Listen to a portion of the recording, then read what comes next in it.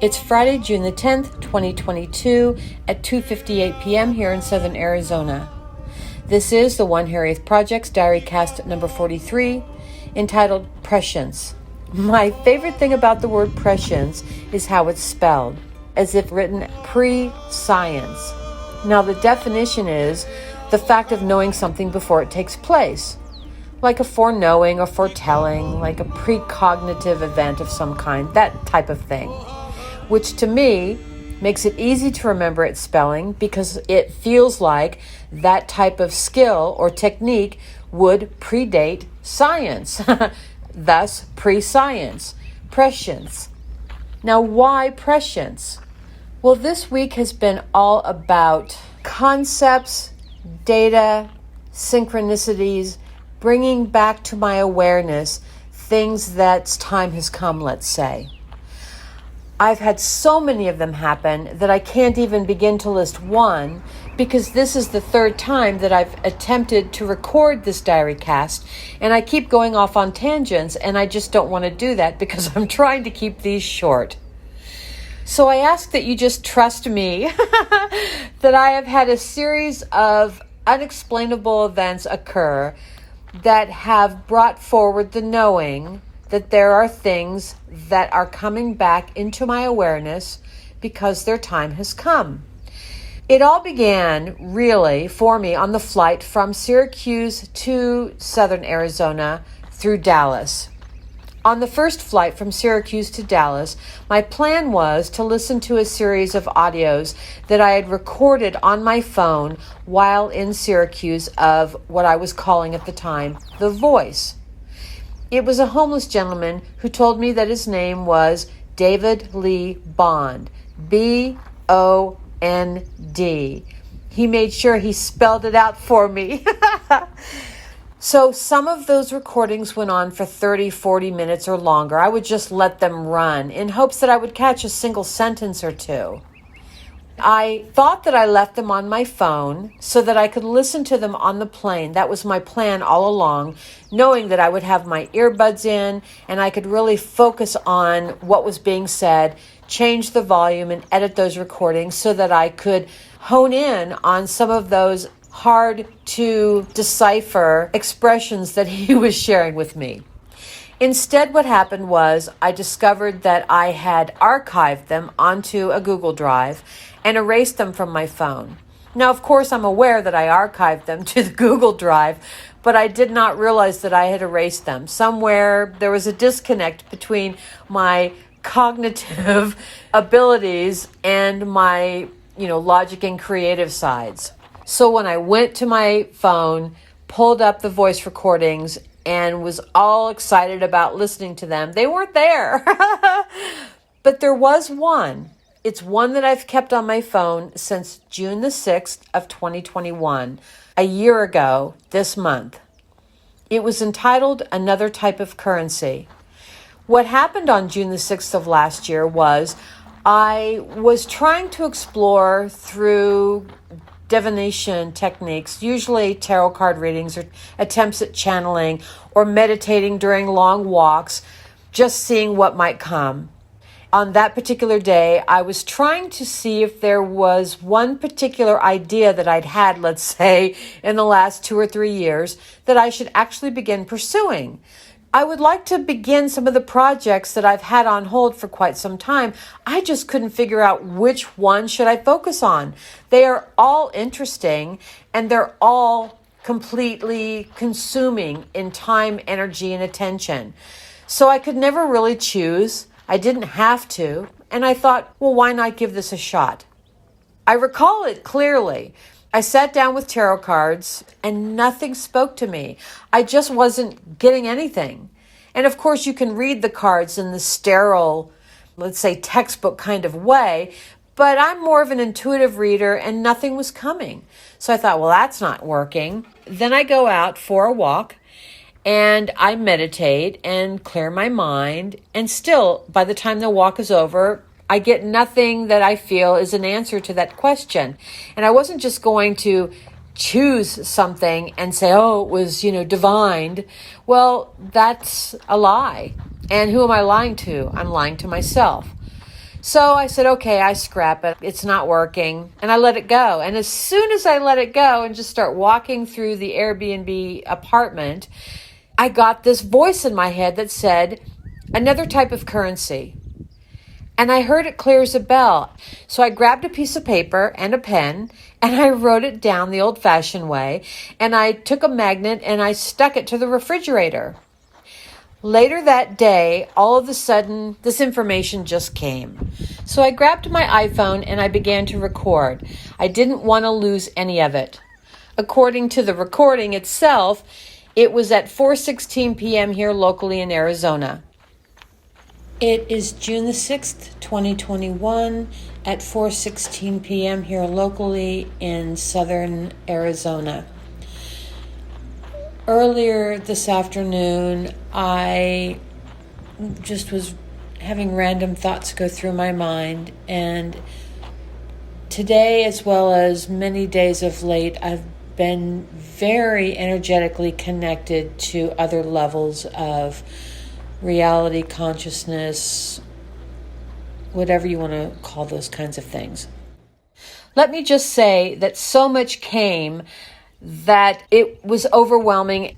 I'm best at using my skills of processing detailed information like this first thing in the morning. Well, what happened was every single morning for the next 10 plus days, I'd have to go back and look at my notes. I know it was at least 10 days. It might have actually been 11 days. That for 2 to 3 hours every day, I would get more channeled information. And I would grab my phone and I would just start talking. And it was so dense, meaning rich with detail, that I couldn't process it that day. Ultimately, what happened was, after those 2 to 3 hours in the morning, throughout the rest of the day, I would get videos and audios and visuals and people talking as they walked by my windows, anything and everything that added to that conversation that I had channeled and recorded that morning. I spent the rest of my day, sometimes 10 plus hours, capturing all that research and putting it in folders. I would either type it up or I would grab all the links or I would record some of that stuff right off of my computer or on an audio, or I would grab music, whatever came that time, so that I wouldn't lose it. But of course, again, it was so detailed that I could never process it. There was this really thin thread of connection between it all. But each day's data was unique unto itself, as well as connected to that which came before and that which was to come after. Finally, one morning, nothing came, and I was just full of grace and gratitude. What happened next was I decided after 2 days went by, 3 days went by, a week went by, and nothing more was coming, that whatever that was now self-contained. So I spent just a little bit more time organizing it. And then I pushed it all onto a Google Drive and just forgot about it. I assumed that some other time in the months to come, I would go back to it when it was time.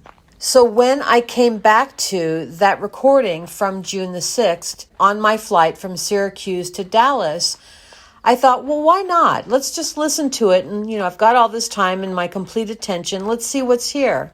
I have to tell you, I felt so moved by what I heard that I thought, you know what? Maybe it's time for me to go back and look at all that data. But of course, I'm on a flight, no real access to the internet. I figure it'll wait.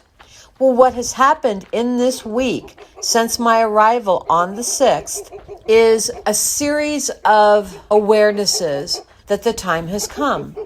Not just for the exploration or the revisiting of another type of currency, which I do have my own ideas about what that is, but it's too big of a subject to even attempt to address in a tiny little DiaryCast. I'm aware that all of these experiences that I've had during the last week are to remind me that things whose time has come are coming back. Last evening, I say to the consciousness that is around me at all times. Let's talk. Now, I've been taking a tarot reading class just to further my skills from a woman I consider to be one of the top females in the field. And our lesson plan, our homework for this week, was to focus on color in the standard Rider-Waite tarot. So I thought, okay, I would combine the two. I would pull these cards from a standard Rider-Waite deck, focus on the colors, but ask the question, so who's with me? And the specific question I asked was, are you an individual or a collective or group consciousness? As the words were coming out of my mouth, a card popped up like popcorn and landed on the table upside down. When I turned it over, it was the Fool card. The first thing my eyes went to was the 0 at the top of the card. And of course the colors, which are really bright yellow, which to me not only means sunshine and happiness and all of that, but to me it means source. You know, the source in this solar system on the planet Earth of heat and light and fuel and ability to survive is the sun. So I see it as source. The character is, of course, very free-flowing, and he's wearing a tapestry outfit. And tapestry means authority, but not necessarily at a tangible earthly level. It could also mean a spiritual level. So I see the 0, I see the yellow, I see the tapestry, and I'm thinking, oh, wow, you aren't a consciousness at all, are you? You're telling me you're 0 point, you're nil, nada, you're not that, you're something else. Now that kind of, I don't want to say freaked me out, but it was definitely a moment that I needed to stop and ponder because it was way out of my bailiwick. And I just thought, oh, wow, what the hell does this mean? You're not a consciousness? Well, then what is left for there to be? So I literally took notes on it and I wrote to myself, and I'm going to deal with this later. And I closed everything off and I cleared my mind because it was just too much for me. When I woke up this morning, I said, okay, I'm ready. Bring me something to clarify what this is. So I went to YouTube and there was a video there I had never watched in my history. And it answered the question. It gave me 4 examples of states of being that exist in the world and the non-world. One of them was thought form. And I realized that's it. It's a thought form. Then that took me to the real point of this DiaryCast, which is how I feel like every location that I go to offers me a different, unique energy source to tap into. I'm aware that most people stay in their same hometown or the general geographical area where they work and live most, if not all, of their life. Even those who travel for work may only go a single location that might be a little bit different, or they might vacation for a few days or a few weeks, and they feel that difference. But I've been able to have the unique opportunity to stay for weeks, sometimes several months, with intention, that is my purpose, to truly get a flavor of that particular community so that it's more than just a vacation. It's not just a temporary state of being. It's immersing myself in that area to understand the people, the dynamic, and see if there are any things that I can glean from that energetically just to teach me about the more that there is in existence. Since I left Southern Arizona last year, I have been to Langlois, Oregon, which was an essence of nature. Then I went to Seattle, downtown Seattle. For me, I have found that being near water, there is a different kind of spiritual connection available there. It's frequential, where the water is acting as a conduit of some kind, officiating the connection to that level of unseen. Then I went to Tacoma, Washington, where it was more like what you see is what you get, but at a spiritual level. It was in my face, immediate connection. Then I went to upstate New York. All I can say is that the day I arrived at my Airbnb location, there was chaos all around me. Now I come back to Southern Arizona, and I feel exactly the same way that I did when I was here last year and other years. But I have to tell you that last year, a couple of months into my 5-month stay, I thought to myself, I feel connected. I feel light and beautiful and, spiritually aware. And I love this feeling. As a matter of fact, I had things happen to me like a kettle of Cooper's hawks flying above my head, again, nearly within reaching distance, that I didn't even know was there until a woman stopped her car, grabbed her phone, and was filming what I thought was me. And so I pulled an earbud out, and when I did that, I just caught a glimpse of a hawk, and I looked up, and there's this kettle of hawks circling around me. It didn't frighten me. I felt spiritually connected as a result of it, and things like that happened. But I began to wonder, is there more, or is this all there is? This is wonderful, but is this all there is? It was only because I left here, went to Oregon, went to downtown Seattle, went to Tacoma, on to upstate New York, and then back here, did I recognize that there are several different kinds of spiritual essence that exist in the more of things. Some of them have consciousness, some clearly don't have consciousness, but still exist and are sentient, but of a lesser degree. They don't have a soul, let's put it that way. They are created either permanently, through fear, through exuberance, through some kind of an emotion that creates a thought. And if we keep thinking that thought, it ultimately turns into what I will call a thought form. Now, I am not yet versed on whether this thought form that was identifying itself as being in this dwelling where I currently am, as one that I have carried with me, or if it is of this space.